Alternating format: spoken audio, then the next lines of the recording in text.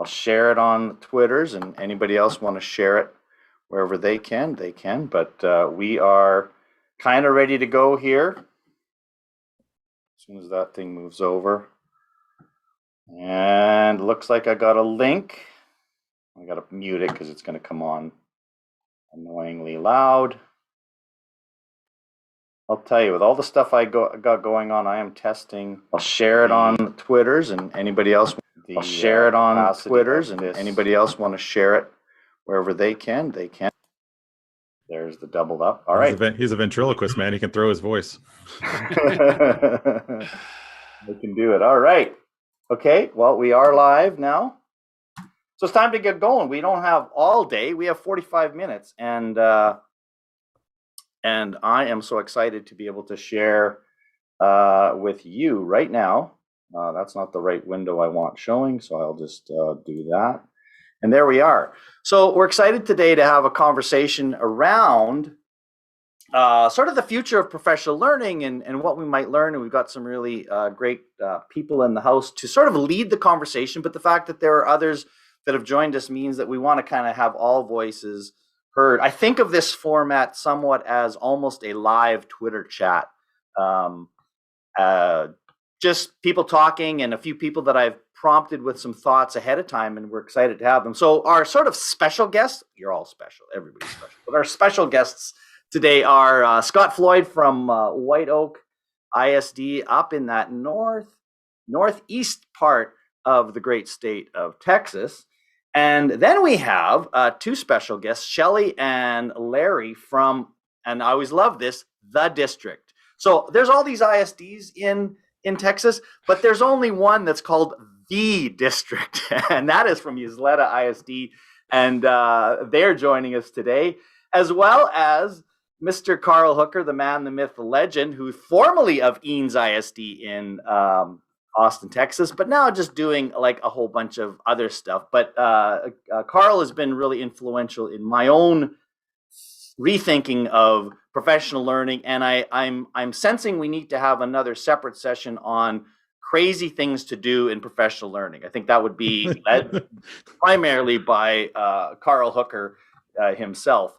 So that's kind of our start today. And again, as I think about what we want to share, this is brought to you by what we're calling our Dell Texas Learning Network, which is kind of really getting started, and it's sponsored by Dell Technologies as well as Advanced Learning Partnerships. That's who I represent, and we're doing all kinds of professional learning across the great state of Texas.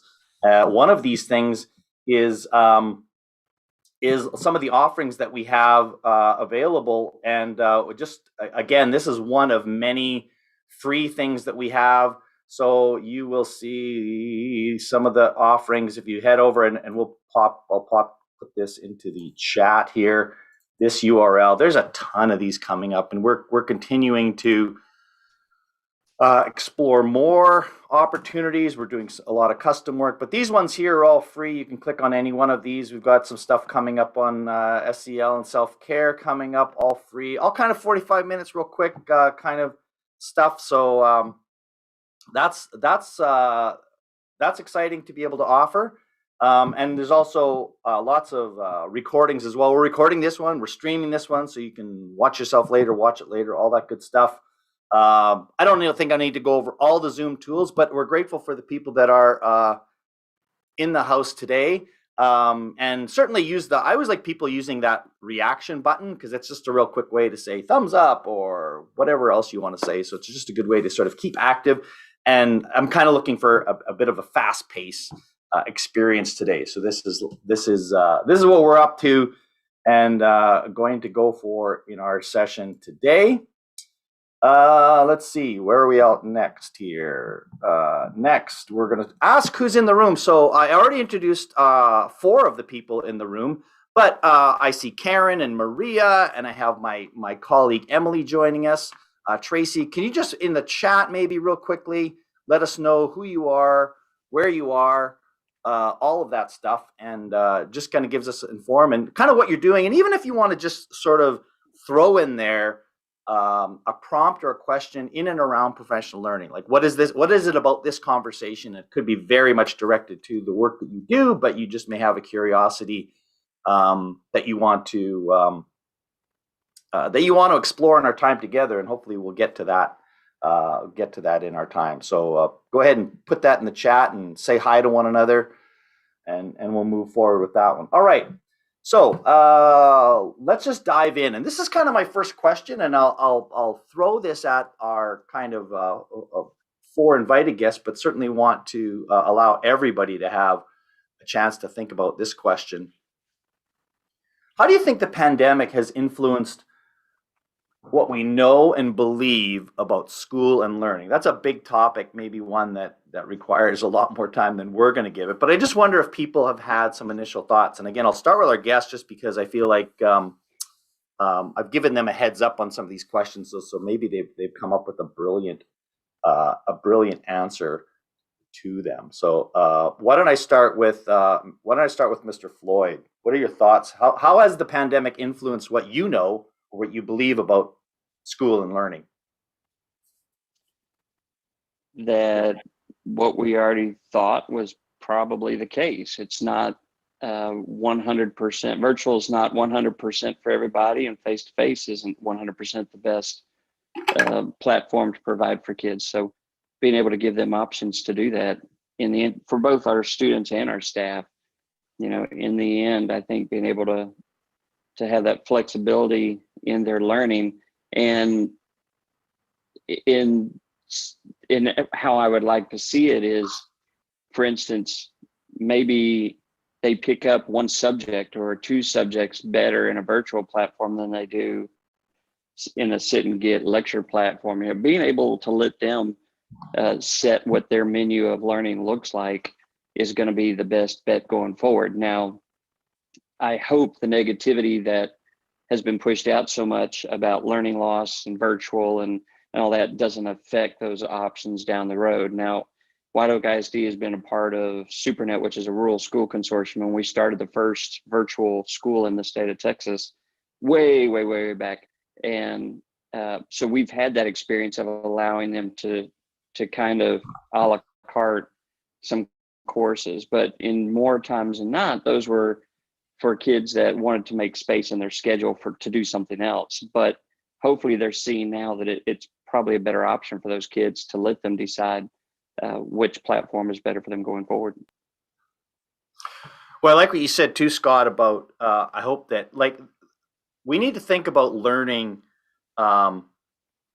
more intentionally and specifically. It's not everything can be learned in the same room. I mean, that's why we built gyms, because we needed a special space to do physical kinds of things. And that's why we had science labs. And I think we need to think about virtual and that, like, some things actually work really well in this situation. Maybe others don't. So but I don't know that we've fully thought through that one. Let's go to Ysleta. Any thoughts on that question around how this has influenced what you guys think about school and learning? Sorry, Larry, go. For me, it was an opportunity in a sad situation. We had a situation that forced our teachers to do something out of their comfort zone. It was something that it was like, we're going to do what? And all of a sudden, they were full 100% online with their students. And how are we going to engage those students? How are we going to take the students to that next level? And so teachers were literally forced to try new things. Yes, it was a negative. This whole COVID thing was rough. It was tough. But we need to find those things that were positive. We need to find those things that worked. Yes, there was this all belief that the kids kind of lost some learning. But what other learning did they pick up? What things have they learned that is going to impact what they know and what they can do? And that's where some excitement is. Now, a lot of our teachers have found new ways and new things to support instruction. Now what are we going to do tomorrow? What is it that we're going to make, and what are we going to grab from what the situation taught us, and what is education is going to be like for tomorrow? I think that's the next question. Yeah, and I agree with Larry. You know, we've talked so much about learning loss, that what's happening is we're dismissing everything that teachers are currently doing in the classroom and what they've been doing for the last year. We can't dismiss that. It may be that things that kids are learning are not necessarily tested on a standardized test, and we also know that a standardized test is not everything that kids learn. But we also know that kids are learning to be more accountable for themselves. They're learning to be a little bit more organized. They are learning to be more self-directed. There are skills that are happening. I saw Mr. Hooker laughing when we said, you know, that's not all kids are learning. And I understand that. We also have kids that have shown us what great hackers they are. I mean, you know, that we can't dismiss that either. But for the most part, you know, we've had some things that have been negative. Absolutely. It's been tough for teachers. They have had to jump on board, and the learning curve for some has been very, very steep. But I have to say, right now, we're in a position that we've never been in before. This is brand new. Teachers are at a level with technology that they've never been at. I mean, generally for the whole group. And we have to take that and leverage that. They now realize that technology is a tool. It's the pen, the pencil, the encyclopedia, the books, whatever, it's all right here. And they have found that a lot of the tools that they've been using are really beneficial and helpful, that they'll be able to take back into class and they'll be able to continue using. One of the things that we've done here in Isleta is we created a task force called the Next Generation Education Task Force. And we developed a recommendation, proposal, if you will, for all of those things that we don't want to go away. You know, we keep talking about, hearing about negative, kids aren't learning, kids aren't this, kids aren't that, but there are lots of good things that have happened. And Mr. Floyd was absolutely right. There are some kids that do very, very well in a virtual environment. And there are some kids that would do very, very well in a hybrid environment where they take a couple of online classes as well as some face-to-face classes. That is what they're going to probably have to do if they go on to college, or if they go on to earn certifications, or whatever it is they decide to do when they get out of regular high school. But we have to give them that. We have to provide those experiences for them. We have to be flexible and to meet the needs of our families and of our students both. And so, you know, we're really lucky in our district, and perhaps in your districts as well. But all of our students are one-to-one. That's from pre-K all the way to 12. They have devices that they take home for 24/7 access anyway, so that was beneficial for us.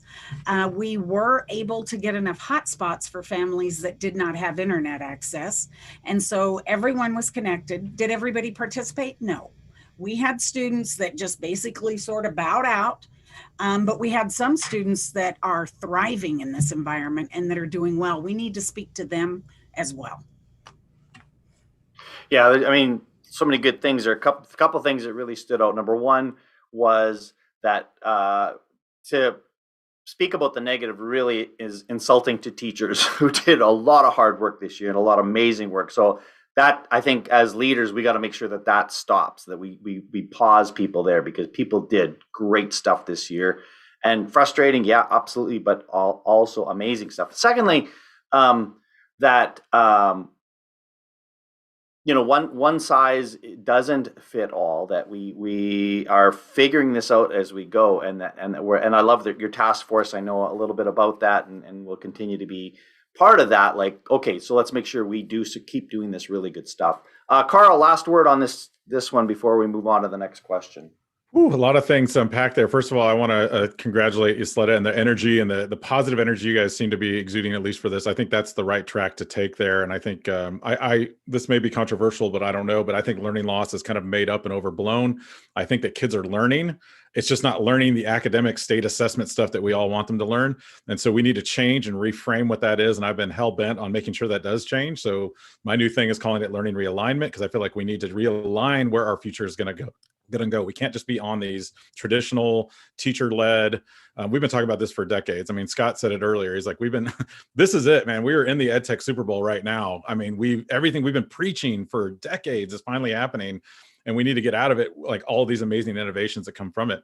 The other thing I'll jump on there and say, kids were there are some kids that are excelling. I agree. My daughter is one of them. And think about that. Our teachers were thrown into a triage online learning environment, and there's kids that still excelled in a not so optimal environment. Can you imagine if we had an optimal online or hybrid learning environment, what that would look like for kids? So I think we need to think about that too, because some people say, well, but not everybody did. And I was like, there's still kids that did. I mean, let's not forget about them. And then lastly, I'll just say that geographic boundaries to me has been the thing that I've seen as most eye-opening. My daughter wants to take an Italian language class in her middle school next year. Unfortunately, her specific middle school doesn't offer it. Why couldn't she just go into a little room with a TA and kids on their computers and take it at the middle school across town or a middle school in the state? And I think that's a funding policy dilemma that we have to encounter and overcome. And Scott and I know well about that in the state when we deal with legislation here. But I think that's the next thing that's going to come out of this. I think we're going to have to start breaking those geographic boundaries and stop relying on a teacher that just happens to be in that one building that likes to speak Italian. I mean, we need to be able to have access to those resources everywhere. So all of those quick points, great stuff out there. All right, lots of good stuff. And I likely should have set aside more time for that question, and I know it's such a good one. But let's just I want to dive in specifically to the professional learning side of it. So we've talked broadly about learning and probably mostly focusing on student learning, if you will. But let's talk about and so real quick, and again, I invite our everybody on our call right now to participate. But just real quick, I want you to describe the best virtual or online learning you participated in. And so just thinking about, and maybe without even providing any context to it or background, what was it? What was like, yeah, I remember that was good, or whatever it was. So let me just keep Carl on the line here. And Carl, what's the best online PD you participated in? So it's a mix of all the things that we talked about for students, if that makes sense. So a combination of asynchronous and synchronous, a combination of some gamification, some competitiveness, entertainment. I mean, I think as adults, we need to really, just like kids, we need to pull them in. We need to get them pulled in. So there's music playing. There's something that's hooking me right when I get online. And then there's space and time for me to try things out on my own, or challenge, like kind of a challenge-based system. I've had a couple of those where it's like, here, you have 15 minutes, go off and do this challenge, come back, we'll resync up. You don't have to be just facing on that camera the entire 6 hours of PD or whatever. It can be take a break, go work on this, come back, work as a team, collaborate remotely, however you can do it. So I would say all the same things that we say are best practices for kids, we continue to do those with adults. Let's go to his letter. Yeah, Shelley. Yeah, I was just going to say, I agree with everything that he said. You know, learning is learning. It doesn't matter who is doing the teaching or who's doing the learning. You want to be involved. You want to be engaged. You want to be able to interact with others, whether it's with the instructor, whether it's other students. You want all of those same things that you got in a classroom, just in a different way. And I agree, you know, gamification and working asynchronously, that was a difficult one for teachers. They don't want to let those kids go. And I could never figure out, well, I can't let them out of class because what if something happens to them? Well, they're at home. I mean, you know, where are they going to, you know, you have to assume that the majority of our students are safe at home, right? And so asynchronous learning is a big sort of hurdle that we're going to have to go through with teachers. But I agree, you have to be given time to play with it, process it, figure it out, and then come back together. And so everything you said, absolutely. Yep. Scott, Larry? You know what, Shelley's spot on. Everybody's right on so far, and I totally agree. And another thing I want to mention is that we have to differentiate, just like we differentiate for our students, we need to differentiate for our teachers. Our teachers are all at different levels. And I've told this story, and now you guys, some of you have already heard this story, but we have a virtual meet that is going on all day long during the school day. It's a place for teachers to go to when they need help and things are happening.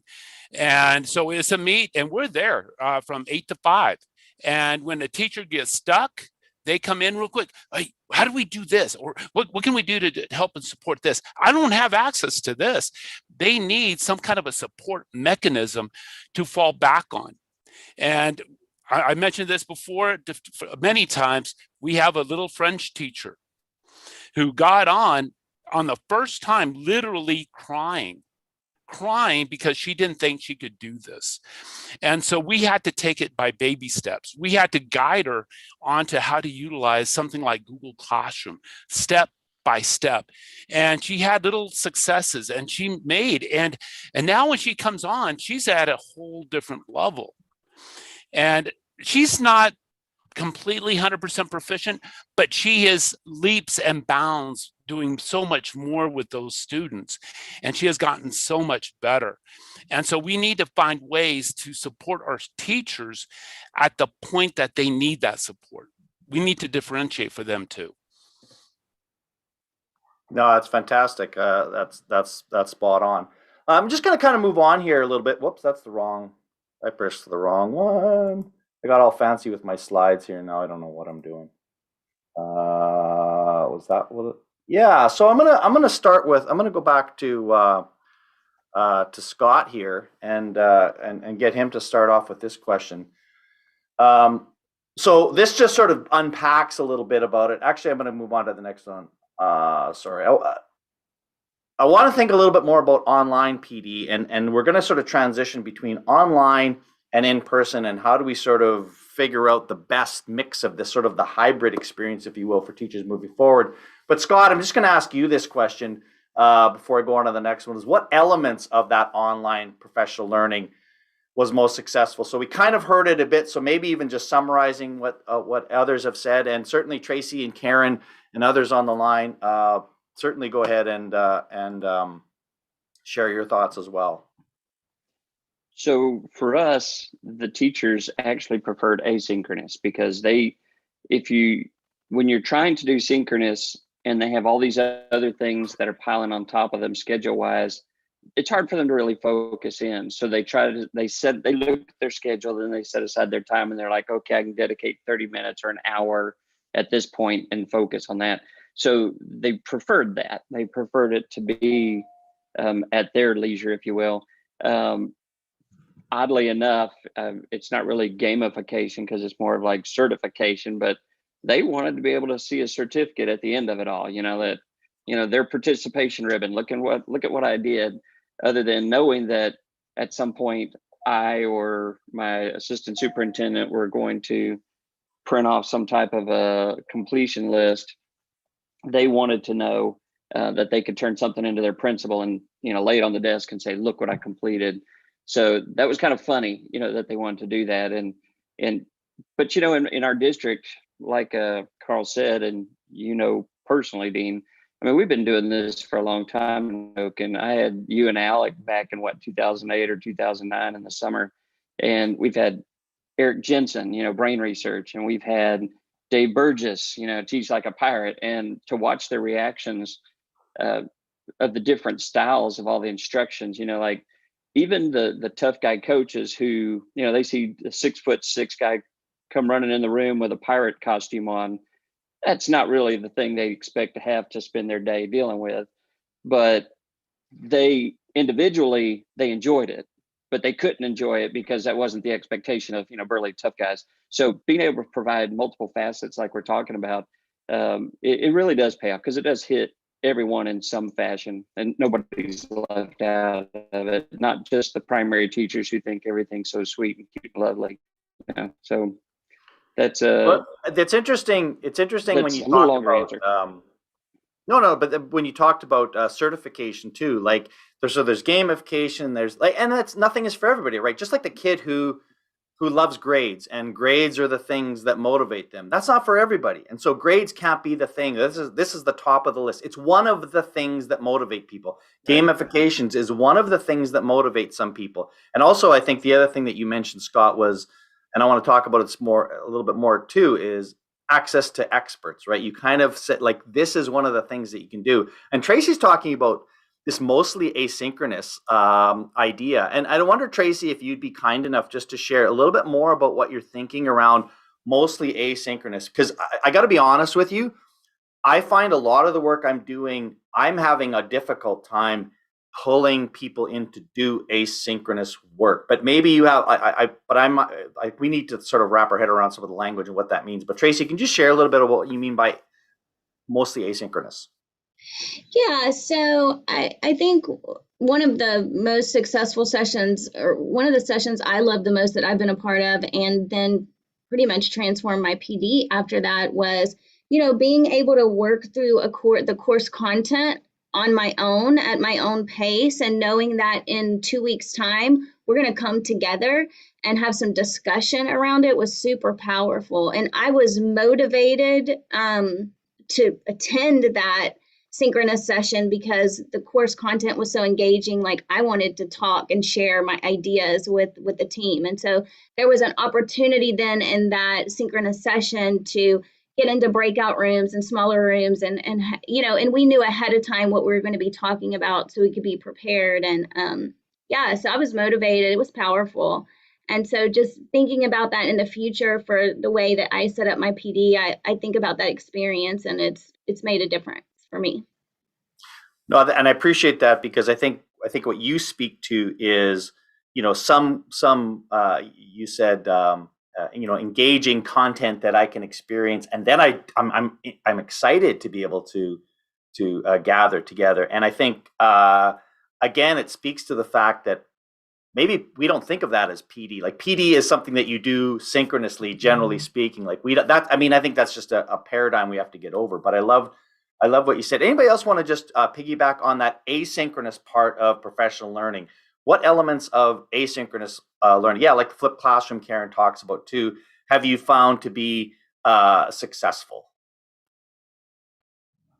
Well, I'll add that going back to the seat time thing too, that I remember when we started doing, Twitter chats, when those were like a thing? They still sort of are, but we used to do Twitter chats for PD, and it was very much similar to what Tracy was saying. It's like, go out, seek it on your own time, but then come back and like fill out something that says, like, this is what I learned, this is what I'm going to apply in my classroom, and this is what I'm going to try to research more about, and then share those learning artifacts with the administrators. But it's interesting how still administrators would say, like, well, how do you know they're learning when they're not sitting in the seats in front of you? And I'm like, I will challenge you to say, how do you know they're learning when they are sitting in the seats in front of you? Because I've seen many a person surfing on shopping websites during some boring PD, not mine ever, I promise. And still you have to engage them. So, I like the idea of giving some ownership to it. So, taking that asynchronous level and saying, okay, now go out and seek it, demonstrate how you did it, and then show me how you're going to actually use it in the classroom. And then maybe even go back and say, like, here's how I tried it in the classroom, and this is what worked, and this is what didn't work, or how I'll tweak it. I feel like that's kind of that kind of ownership, that certification, if you will. Agency is huge. And I think that's the part of it that we need to keep going on. Any other quick thoughts from Scott or William or Shelley or Karen or anybody else? Yeah, I want to add to that, because Carl's right. I dare you to say they're not learning. It was David Jackson and I both gave keynote back to school speeches at a school district in Northeast Texas. And I did the middle and elementary, and he did the high school, but then we combined everybody together. And in the end, we did something together. And it was funny because we were pushing for more openness and just diversifying your instructional practices and allowing the kids to integrate more of their personal devices into the lesson. And superintendent gets up in the end and he said, how many of you liked what you heard? And they, of course, clapped their hands or whatever. And in the end, he said, that's good, because from now on, we're going to allow cell phones in the classroom. He said, we're allowing you to use them when you want to use them. And he said, I know that for a fact, because I'm standing in the back of the room. And he starts calling out people who were on their cell phones during the speeches.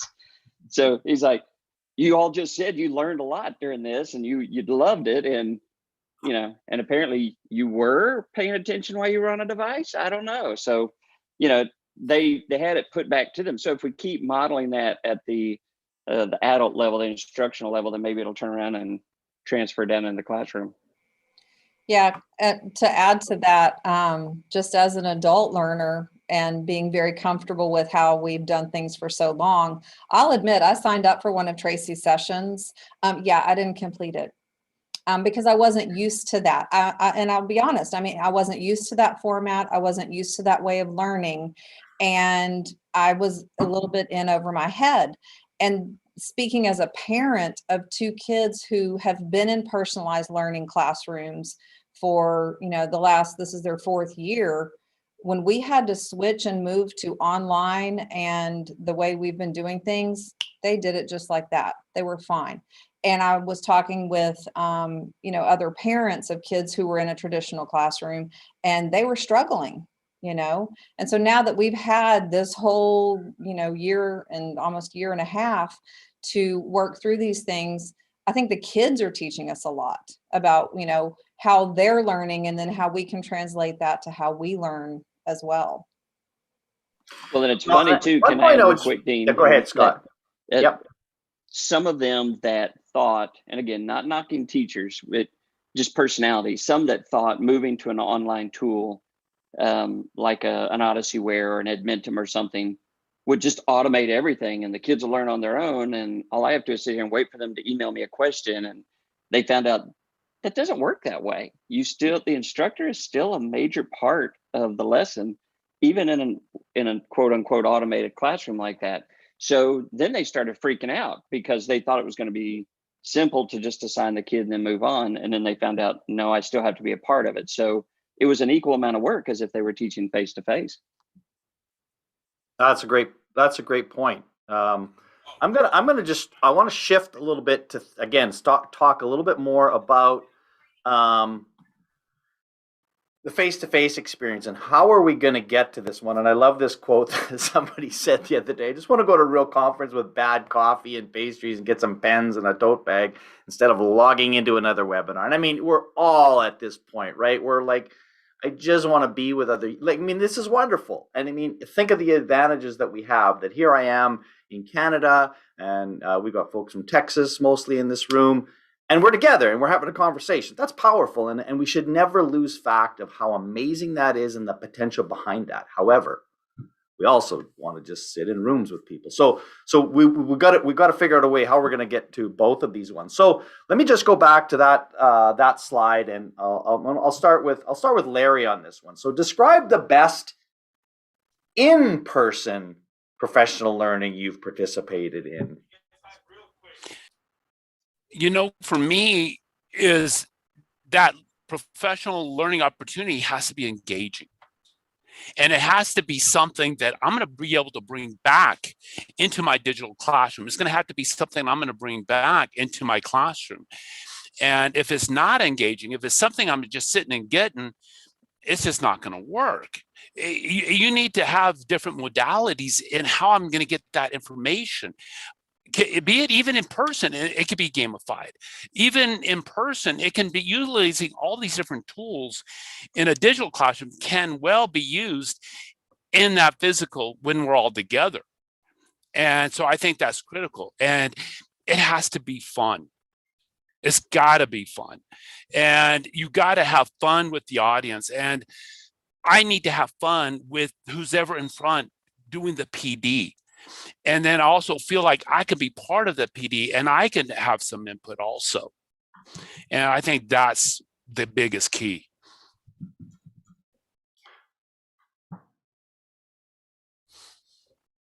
Yeah, I agree with Larry. I think it has to be relevant and it has to be engaging, and whatever that engaging means. And it probably means something different for different people, but you want it to be fun. You want it to be active. You want people to be participating. I mean, and it needs to be relevant to what I'm doing, when I'm doing either at central office or in class or, whatever my position is. And I would add that we have to keep that the same things that we need for online needs to be the same in person. I mean, you need to have the differentiators. You need to have synchronous and asynchronous opportunities. You need to have challenge-based and collaborative opportunities. Dean and Scott know I've run an event for years down here that I don't run anymore. But one of the things we used to do during our event was we would always have like something called the Amazing Race. So like during the 3 days of the event, you're working with a team to solve challenges, and that's part of the PD while you're actually going to face-to-face sit and get. So it's mixing up everything. So you have opportunities for large group, small group, and individual work. So differentiating for learners in an in-person environment is definitely doable. Harder to do in the larger giant conferences, so to speak, but definitely doable in conferences like the one Scott ran and the one I used to run. I mean, I don't think there's a million miles of difference between these. So I just want to share, I'm going to share just a little bit of some of the things that I've been thinking about in terms of the online versus offline. And again, I'd love your feedback on some of this stuff. So I've been thinking about sort of like, what are the benefits of online learning? So here's what I've kind of come up with. And again, my own little thinking is one, obviously flexibility, right? Like we can have this at any time, any place, like we're not bound by those kinds of things. Probably access to experts more so, right? Because you don't have to fly somebody in. So you can have all kinds of people coming and participating just like I have right now. Like this is amazing. I think there's a potential for more diverse community because you're not necessarily localized geographically. So you can have people from all kinds of other backgrounds participate in it. Obviously, the affordance of this is incredible, right? I mean, the cost that we're saving on some of the stuff, and that can't be undenied. It's also very efficient, right? This session started at 1 p.m. Central Time, and it will finish at 1:45. And at 1:46, you'll be back doing whatever it is you were doing before that. You don't have to drive anywhere. You don't have, again, you can see the downsides of it, but you can certainly see the upsides of it. But the benefits of in-person learning is, number one, is a change of environment. I have been sitting in this chair in this room for many, many months, and I'm sick of it. I need a different space. Yeah, I can go on my deck and do things, but like you can go. And if you're thinking about this in person, if you're a teacher at a school, and it's kind of cool when all of a sudden you're going to go to some place else that you haven't been before. It's, oh, this is kind of interesting. I haven't been to this office or this other building or whatever it is, right? Like that change of environment matters. Number two is informal conversations. As much as this is efficient, what doesn't happen is we don't just chat, right? Think about it. People say, what's the best part of a conference? The hallway conversations, all of that stuff. The hallway conversations just aren't happening anymore in the same way, right? Because of this sort of not infatuation, but the power of the efficiency of this one.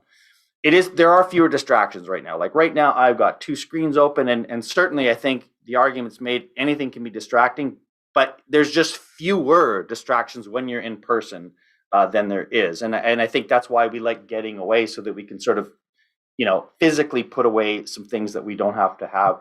And I think also sensory additions. The smell of a school, good, bad, or otherwise, right? Like that's part of it, right? Just looking around you, just hearing other sounds, ambient noises. And again, you can argue whether that's good or bad, but it is another experience that if you think about intentionally, you can foster that one. When you smell when lunch is coming, right, and the caterers have a really good lunch going, and all of a sudden, wait, I think something's happening here, right? Like all of that stuff. So I just think it's important to identify sort of those differences, and then thinking about how to sort of dive deep into some of these things, like and what are sort of the boundaries. So I think a couple things. Number one, I think setting clear expectations. So Larry and Shelley talked about, like, this has to be practical. It can't be sit and get. If I know it's sit and get, that's a difference between I thought I was going to come and do this thing, and now I'm just sitting and listening to this chucklehead for however long, right? Like that's the expectation wasn't set clearly. Sometimes you will just sit and listen to, like, you got somebody that climbed Mount Everest. I probably want to listen to this person for a half an hour, or whatever. But so I think that's a big part of it, right? So that people know going in, this is what this is, and this is what this isn't. I also think in an in-person session, we need to focus more on networking. If we got people together, there better be chances for them to chat.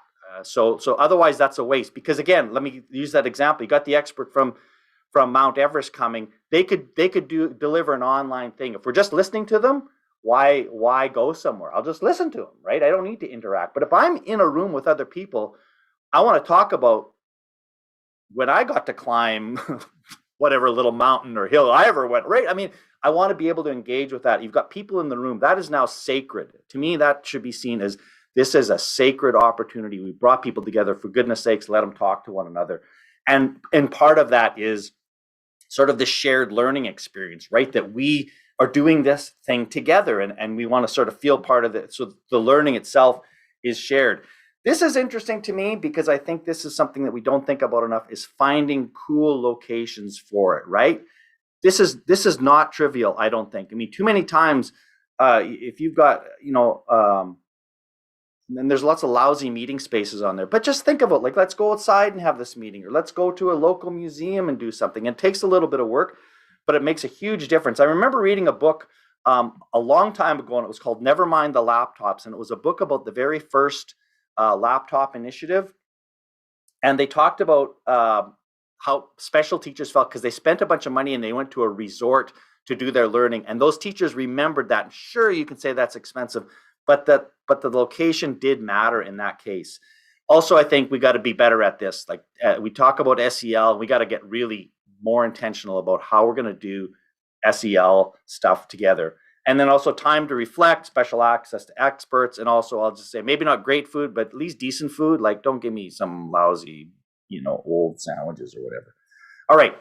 Let me just pull back. I kind of threw a lot at you. We're just about out of time, but I'd love some thinking around this shift. And when I talk about this shift, I'm talking about, okay, so come fall, let's say, how are you thinking about blending the two things and differentiating between, we want to do this more face-to-face, this more virtual, all of that stuff? Because I think, Karen kind of talked about it in the chat as well. So I'm just going to open that up, and this is kind of how we're going to end this session, is your thoughts around shifting that.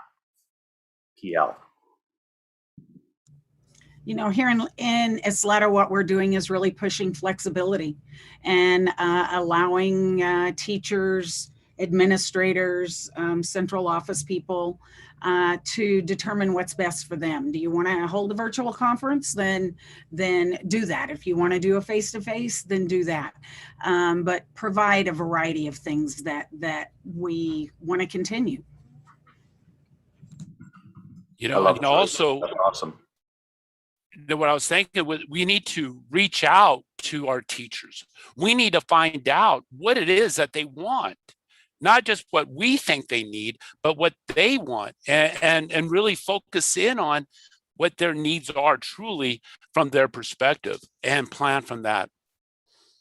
That's awesome, Larry. Voice and choice, a big thing. We talk about it with students. We better start talking about it with teachers too. Excellent. Others, these are great. Great way to cap this off. I'll just say content versus conversation. Content could be very much virtual, conversation very much in person, just to piggyback on all the great stuff you were saying, Dean. So I think when we start divvying up our PL, we need to think about where are we going to put content, where are we going to have those conversations. Very succinct. I love it. Others. And continuation of those conversations.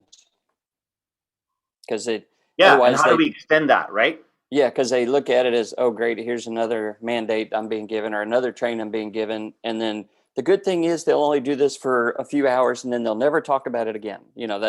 So if there's no buy-in when that occurs, if that's the modality that you normally provide that PD. So we've got to change that as well. So it's an extended conversation.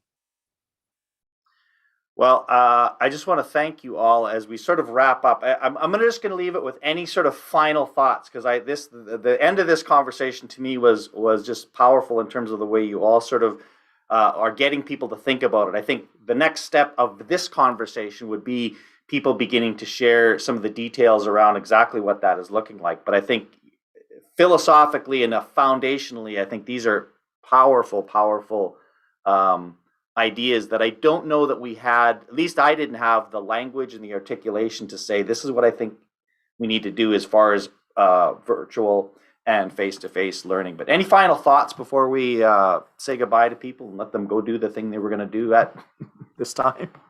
Let's celebrate the wins of what we've learned and and go beyond that. Powerful. Yeah. Others. Anybody else got a final thought? That's a pretty good one, Larry. I'll say that innovation doesn't happen it doesn't always happen right away. It happens after the fact. So anything that we're going to learn from this moment, we're not actually seeing the innovations at this time, but we are going to probably feel the effects of this moment for the next 1, 2, 3, 5, probably forever in terms of education. So I'm excited to see what that innovation will be like going forward. And, innovation is born from disruption, and we've certainly seen a moment of disruption. So I absolutely agree. Yes. Yeah. In the counseling world, we say that you do not grow in comfort. These are all, somebody should be, this is all recorded. Somebody should be taking notes, making little quote slides for this one, and then you're good to go for your next PD session. Well, listen, I just want to thank all of you for doing this, and my special guests, Carl, Scott, and Larry, and Shelley in particular, but everybody that joined us today. Again, I think these are designed to be the seeds of more work and interesting work. So my hope is that there were 1 or 2 things mentioned that you said maybe weren't new to you, but just reminders that said, oh yeah, that is such a big thing. I want to make sure that as I begin planning and thinking about professional learning in the future, that we include that. But there's so many really good things here that I just want to thank you for all the work that you're doing, and looking forward to just continuing these conversations. So thank you, everybody, and enjoy a wonderful, wonderful weekend. It's May already tomorrow. Bye-bye. Thanks, Dean.